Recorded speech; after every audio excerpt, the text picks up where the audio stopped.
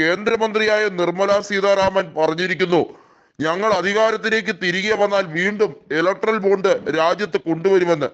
ഇത് കോടതിയോടുള്ള വെല്ലുവിളിയായിട്ടേ കാണാൻ പറ്റുകയുള്ളൂ. ബഹുമാനപ്പെട്ട സുപ്രീം കോടതിയാണ് തെരഞ്ഞെടുപ്പ് ബോണ്ട് ഭരണഘടനാ വിരുദ്ധമാണ് എന്ന കൃത്യമായ അന്ത്യശാസനം നൽകിയത്. നിയമവിരുദ്ധമായിട്ടുള്ള കാര്യങ്ങൾ ഇവിടെ നടപ്പിലാക്കുമെന്ന് പറയാൻ ഇവർക്ക് എന്ത് അധികാരമാണ് എന്ന് കൃത്യമായി കോൺഗ്രസ് ചോദിക്കുന്നു. കൊള്ള തുടരാനുള്ള BJPയുടെ ശ്രമം അത് ഞങ്ങൾ വെച്ചു പൊറപ്പിക്കില്ല എന്ന് കോൺഗ്രസ് കൃത്യമായി അടിവരയിട്ട് പറയുന്നു. കോൺഗ്രസും വാങ്ങിയതല്ലേ ഇത്തരത്തിൽ ഇലക്ട്രൽ ബോണ്ട് വഴി പണം എന്ന ചോദ്യവുമായി അമിത്ഷാ വന്നിരിക്കുന്നു. കോൺഗ്രസ് അതിനും മറുപടി കൊടുത്തിട്ടുണ്ട്. ഞങ്ങൾ കോടതി അനുസരിക്കുന്നവരാണ്, നിങ്ങളെപ്പോലെ കോടതി ചട്ടങ്ങളോട് വലിയ രീതിയിൽ മുഖം തിരിഞ്ഞു നിൽക്കുന്നവരല്ല.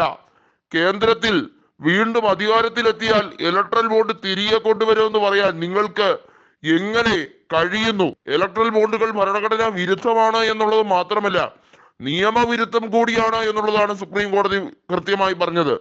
പൊതുജനങ്ങളിൽ നിന്നാണ് 4 ലക്ഷം കോടി രൂപ തട്ടിയെടുത്തുകൊണ്ടുള്ള ഒരു തീവെട്ടിക്കൊള്ള നടത്തിയിരിക്കുന്നത് എന്ന കൃത്യമായിട്ടുള്ള വാദവും അതിന് പുറകെ വന്നിരുന്നു.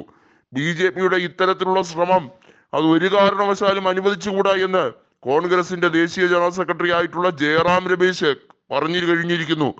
ഇലക്ട്രൽ ബോണ്ട് ആ രീതി വഴി കോൺഗ്രസിനും പണം ലഭിച്ചല്ലോ എന്ന വലിയ ചോദ്യം ചോദിക്കുമ്പോൾ അതിനുള്ള മറുപടി കൊടുക്കാനും കോൺഗ്രസിന് കഴിയുന്നുണ്ട് എന്നുള്ളതാണ്. BJPയും കോൺഗ്രസും കൊണ്ടും കൊടുത്തും ആണ് രംഗത്തിറങ്ങുന്നത് എന്ന് മറ്റ് ചില പാർട്ടികൾ പറയുമ്പോൾ കോൺഗ്രസ് പറയുന്നൊരു കാര്യമുണ്ട്. ഇന്ത്യയുടെ മതേതരത്വം, ഇന്ത്യയിലെ ഈ തരത്തിലുള്ള താൻ പോരിമ അവസാനിപ്പിക്കാൻ വേണ്ടിയാണ് ഞങ്ങൾ ബാക്കിയുള്ളവർക്കും കൂടെ ചേർന്നുകൊണ്ടുള്ളൊരു കോമൺ പ്ലാറ്റ്ഫോം ഇട്ടിരിക്കുന്നത്. ഇലക്ട്രൽ ബോണ്ടിലെ ക്രമക്കേട് കൃത്യമായി തന്നെ പ്രധാനമന്ത്രിക്ക് അറിയാവുന്ന കാര്യമാണ്. അതുകൊണ്ടാണ് വലിയ അഴിമതിയാണ് കാണിച്ചത് എന്ന് മനസ്സിലാക്കുമ്പോൾ അതിനെക്കുറിച്ച് ന്യായീകരിച്ച് സംസാരിക്കുമ്പോൾ പ്രധാനമന്ത്രിയുടെ കൈകൾ വിറയ്ക്കുന്നു എന്നുള്ളത് നമുക്ക് കാണാൻ കഴിഞ്ഞതെന്ന് കർണാടകയിലെ റാലിയിൽ രാഹുൽ ഗാന്ധി പറയുകയുണ്ടായി. ഇലക്ട്രൽ ബോണ്ട് എന്നത് ഭരണഘടനാ വിരുദ്ധമാണെന്നത് വ്യക്തമാണ്. എന്നാൽ പ്രധാനമന്ത്രി നരേന്ദ്രമോദി ഒരു അഴിമതി ആരോപണം പോലും നേരിടാത്ത വ്യക്തി ആയതുകൊണ്ട് ഇലക്ട്രൽ ബോണ്ടിന്റെ പേരിൽ പുകമറ സൃഷ്ടിക്കാൻ ശ്രമിക്കുകയാണ് എന്നാണ് അമിത്ഷാ പറഞ്ഞിരിക്കുന്നത്. ഒരു കാര്യം മാത്രം വ്യക്തമാക്കുന്നു, ഈ രാജ്യത്തുള്ള ഫാസിസ്റ്റ് ഭരണകൂടത്തെ അവസാനിപ്പിക്കാനുള്ള സമയമായി കഴിഞ്ഞിരിക്കുന്നു എന്ന് എല്ലാവർക്കും മനസ്സിലായി കഴിഞ്ഞു.